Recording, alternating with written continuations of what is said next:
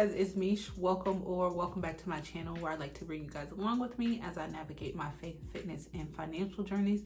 So today actually happens to be day 4 of the 21-day financial fast that I'm on, where I will be posting one video a day from November 1st to November 21st. So today's chapter actually goes over tithing, and in conjunction with another book that I picked up from the library a few weeks ago that talks about tithing as well. There were a few things that I wanted to discuss in today's video, which is tithing, giving, and receiving. So if that sounds interesting to you, be sure to stick around and check out the rest of the video. So some of the things that I highlighted from today's reading was tithing above all is an act of faith. I also highlighted don't let the fear of not having enough rob you of the blessings God has in store for you when you tithe. Based off of those two things in the reading that I did in my other book, it says, how most people are a little hesitant to tithe because they feel that they won't have enough. And tithing is one of those things that I've consistently been working on to be better about. And I've decided today, all of a sudden, I decided today that moving forward, I am going to start tithing 10% of my gross income and go that route, because there's plenty of other things that I feel that I'm spending my money on, or not a necessity, but yeah, I'm still buying, to where I could tithe what I'm supposed to be tithing and then do as I please with the rest. And that was one of the things that I put down in the assignment today, why I'm not tithing. One, because I came up with just, an arbitrary amount, and I was just like, you know what, that sounds like a good tithe to me, but that's not the tithe that I was supposed to be tithing. And tithing is one of those things that I love that the church that I go to does not talk about tithing whatsoever. It's just something that we all feel as Christians like you should be doing. It is in the Old Testament. And then some of the reading that I was talking about was talking about how people like, well, it wasn't mentioned in the New Testament. And it was just like, yeah, but it's like tradition from the Old Testament and along those lines, which was a lot of background knowledge. And I was just like, that's never been a question for me. A thing that has been something is just like, oh, how much are you tithing? Well, if you're not tithing the 10%, then you're not tithing. You're either giving or you're offering something up, but it's not your tithe. And that's just been something that I feel that I've been convicted about over the past few months, not just today, because that's the portion that came up during the reading. But other things that I did want to briefly touch on and to keep in mind throughout this whole entire discussion was a few notes that I wrote. Is that 1, you can't outgive God because he is the source. 2 is anything you're not changing, you're choosing. A question is, are you actively building your faith muscle? And then lastly, it says being in the right heart space and mental space to hear and see the things that are meant for you. So one of the talking points that I wanted to talk about is that you shouldn't be tithing with the expectation of receiving things. Now, it does say that, there are certain things that are promised to you, but we have to keep in mind that that's not according to our own timeline. That's according to God's timeline. And also too, I believe that when you tithe, it's part of you building your faith muscle, because you don't know if those things are going to come back to you, or let alone when those things will come back to you. So it's just like, you're doing what you're supposed to be doing because that's what you're supposed to be doing, and it's as simple as that. Not trying to circumvent certain things or be like, oh, okay, well, if I do this will happen and blah, blah, blah. Because I said, nobody knows if something is going to happen to you or when something is going to happen to you. So you have to keep those type of things in the back of your mind when tithing. And then also when it comes to giving and receiving, I've always felt that like if you're helping people out or you're doing stuff for people, you should be just doing that out of the kindness of your heart. And then also my uncle always told me, don't give what you can't afford to lose. And that's been the mentality that I've adopted when I'm giving people things, whether they're in need or they're asking to borrow certain things. I just always have that mindset, because I'm not going to give something away if it's going to put me in a predicament. And then, there are certain questions that were posed throughout the 2 readings. Well, should I be giving if I'm in debt? And should I be giving if I'm barely getting by? So are you doing everything that you're supposed to be doing with your money that prevents you from tithing?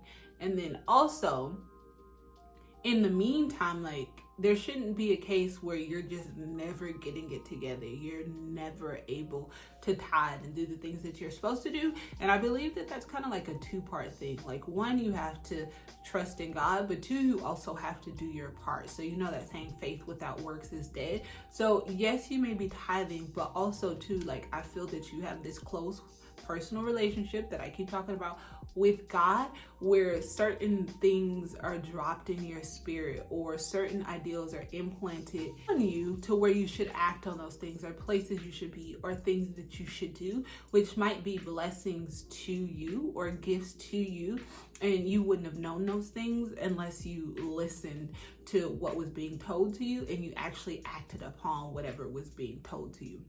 The thing I want to mention is, getting in the habit of seeking God first, especially in financial situations. I know a lot of the times, me in the past, where I've done everything that I could do, and then all of a sudden I want to pray about something and hope that a miracle happens in like 24, 48 hours. And it's just like, sweetheart, it doesn't work like that. And I should have went to him first, and then in the meantime, while I'm listening, be open into listening what he's telling me to do in that time until whatever comes to fruition.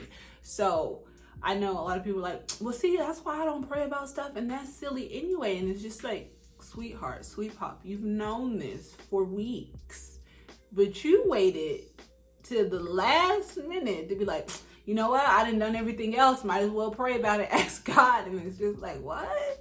Like, I am still in the book of Matthew. I have 2 more chapters left. And it's just talking about, God doesn't perform miracles for people that don't believe. And if you don't believe, like, why are you asking for something? Because if something should happen, then you're just going to say that, this happened because of X, Y, and Z, versus giving credit where credit is due. So seek God first in these matters. And that's something, like, the things that I'm telling you are also the things that I'm telling myself as I'm strengthening my own walk with God and building my own personal relationship. It's just like, that should be the first stop. And then as you're waiting, certain things will come to you and you can act upon that because you know that it's from God. Because sometimes it's just like, I've done all that I can do. And that's right. And you have, because you're not God, so you can't do what he does. You can't bring those things about. Only he can do that. And once I start to grasp my mind on that, I'm just like, I'm listening. I'm looking. I feel I'm doing the things that you told me to do. I'm being obedient. Another just last minute thing was just talking about, tunnel vision. So sometimes we get so fixated on doing things our way that we can't see the things that God has placed in our surroundings for us, because we're just like here. And it's just like, as you took a moment to look to the left a little bit, you'd be like, oh, thank you. I give you all the praise. Like, that was definitely for me. Like, you knew what was on my heart and you provided for me. And I feel finances are definitely one of those things where we sometimes get a little like, don't mess with my money. Don't mess with my money. So sometimes too, that also turns into like giving and receiving. And while we're so hesitant to do those things, but a few years ago, I remember somebody was trying to give me something and I was just like, nah, like, I'm cool. I don't want it. And it wasn't in a rude way. It was just like, no, I'm good. And then later that day, like, I had some type of conviction about that. And it was just like, who am I to prevent somebody else from being a blessing to me? Because I don't know what God told them, and they're probably acting according to what he said. And it's a 2-part way. It was them giving something and then me also receiving something to complete whatever it is that he told them. And now I just prevented that because I was being stubborn. And it's not like you always have to keep everything that is given to you, but it's, being courteous enough to receive those things because somebody went out of their way to do something nice for you. But a few things that I did want to mention from this book, which is the 4 spiritual laws of prosperity. So side note, I'm not actually reading this through and through. I went to the library a few weeks ago before we started the fast, and I picked up a few books based off of topics that I knew that were going to be mentioned in this book, because I wanted to have a little bit of more supplemental materials to go along with the actual fast itself. So it says, what is a tithe? The word tithe means a tenth. To tithe is to return 10% of all we receive to a person, place, or institution from which we have received spiritual food. And then it says, what is spiritual food? Spiritual food is that which inspires us, teaches us, reminds us of the truth, and causes us to remember who we really are. Other things that it talks about, it says, what is the purpose of the tithe?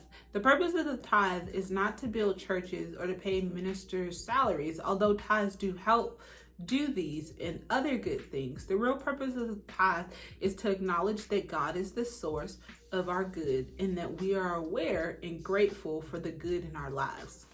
And then lastly, the thing that I wanted to mention says, how do I overcome my fear of tithing? We move through our fears by doing. Just tithe in spite of your fear, and hold on to the promise that the windows of heaven are opening for you, and that you are proving that God is the source of your good. Find another person with whom you can pray. Listen to tapes and CDs, read spiritual books that comfort you. Talk to other people who tithe and let their stories inspire you.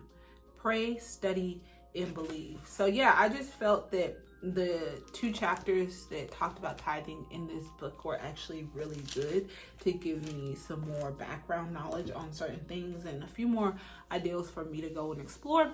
But in the description box below, I have a PDF link down there to 2,300 Bible verses that relates back to money and aspect, as well as some Bible verses that related to today's reading.